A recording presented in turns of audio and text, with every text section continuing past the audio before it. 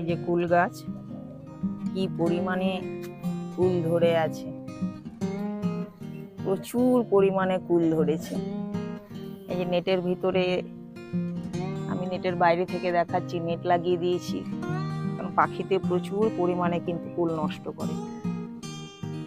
গাছ একেবারে নুয়ে পড়েছে কুলের ভারে, প্রচুর কুল, এক একটা থোকায় থোকায় ফুল,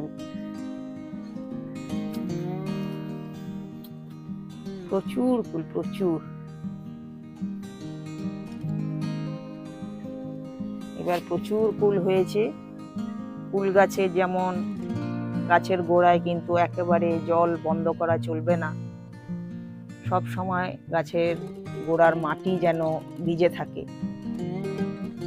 দুবেলা অবশ্যই জল দিতে হবে, না হলে ফুল নষ্ট হয়ে যায়।